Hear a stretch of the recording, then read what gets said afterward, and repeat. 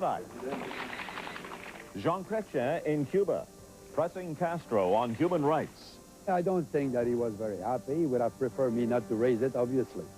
Emotional testimony at the Quebec bus crash inquiry. And remembering Canadian media magnate John Bassett. And the chances of passing an error, I think. CTV News with Lloyd Robertson. Good evening. Prime Minister Jean Chrétien and Cuban President Fidel Castro are poles apart politically, and today they met face-to-face to discuss ways to close the gap. There were no breakthroughs, and Chrétien admitted he tested Castro's patience by pressuring the Cuban leader to be more flexible on human rights. But Castro is in a bind, desperate for foreign trade and Canadian dollars. Today, Chrétien hinted progress will be slow unless the world sees a kinder, gentler Castro. CTV's Ottawa Bureau Chief Craig Oliver is in Havana covering the Chrétien visit. So, Craig, first of all, how did these two men get along? Not all that well. As you know, Lloyd, dictators do not like to feel they're being dictated to, and what Chrétien did was turn the tables on Castro, who likes to start his meetings with long speeches. Instead, Chrétien hit him with a 20-minute remarks straight ahead on human rights, and I'm told that Castro did a slow burn during the course of it. A late-night dinner hosted by the Cuban leader ended what for him could not have been a comfortable day. Human rights abuses were the central issue of two conversations, during which Castro and Chrétien, aides said, established a vigorous and forceful way of thrashing out their differences. A military ceremony at the Plaza of the Revolution provided the official welcoming ceremony for the Prime Minister.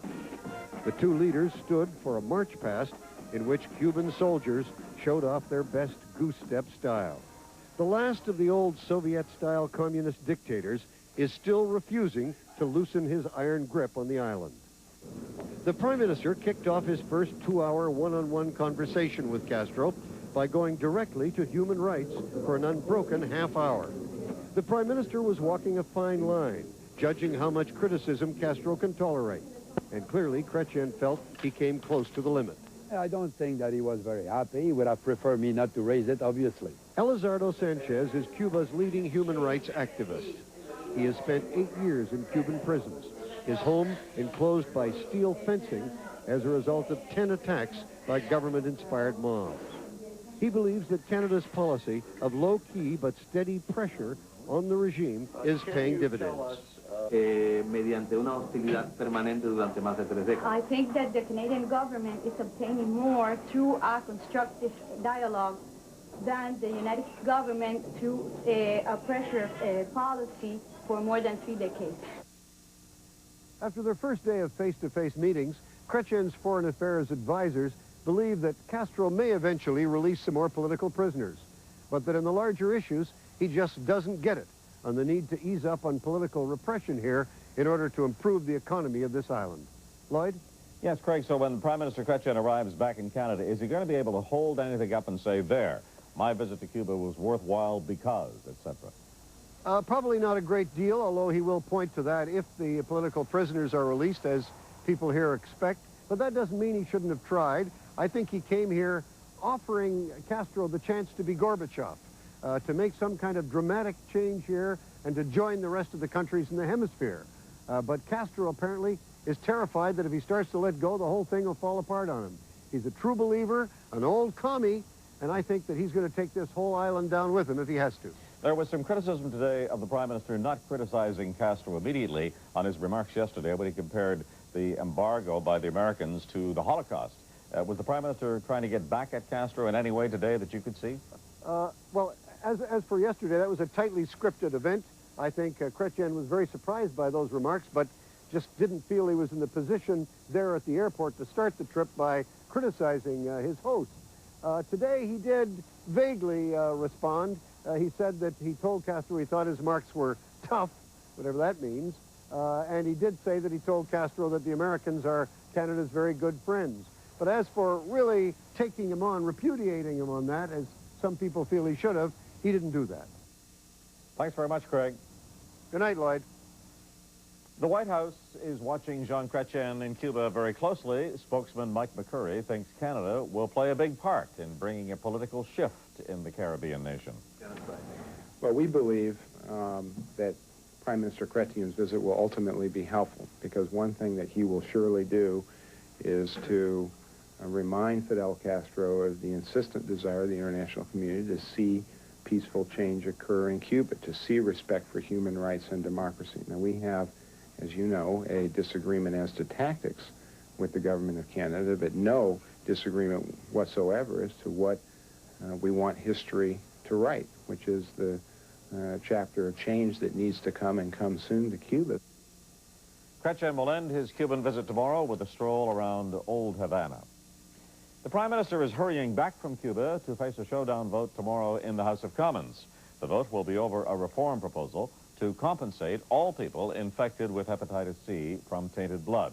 The government wants compensation limited to those infected after 1986, and the vote could be close. So the Liberals have launched a furious arm-twisting campaign to keep their own MPs in line. CTV's Roger Smith has details. John Richardson is one of the Liberal backbenchers on the hot seat. He wants compensation for all victims of hepatitis C, but he doesn't want to vote against his government. So he met with Herb Gray and heard that Ottawa is pushing for better health care for those who won't get compensation. I repeated what Alan Rock said in the House last week, that he was undertaking discussions with the provinces. It was enough to get Richardson on side. After my meeting with the minister and the assurances I've had, I will vote with the government. Trouble is, Health Minister Alan Rock denied there's anything new on the table. Mr. Speaker, the position of the government not changed. And Gray was accused of making empty promises. He's offering not a single thin dime more to these victims. Isn't it true that he's offering these things just to keep these dissident backbench Liberals in tape? I didn't say that. While Gray backtracked and denied he was dangling a carrot, the Liberals are also wielding a big stick by declaring this a non-confidence vote. Hinting that a vote against the government could force an election, Government House Leader Don Boudria had this warning for backbenchers. Don't do it. But despite all that, Liberal Rosemarie still hasn't made up her mind. As a former nurse, she's torn between the plight of victims and the pressure from her party. You know, I'm so confused right now, I don't know. I really am. It would only take a half dozen or so defectors for the Liberals to lose this showdown, but party bosses are confident that with the stakes raised so high, backbenchers will somehow find a way to sit on their doubts and stand up for their government. Roger Smith, CTV News, Ottawa. Those heady North American stock markets crashed back to earth today. That's because investors, spooked by reports of impending higher interest rates, went on a selling frenzy. In the first hour of trading, the Toronto Stock Exchange fell more than 170 points. It recovered slightly, losing 138 points by day's end. And in New York,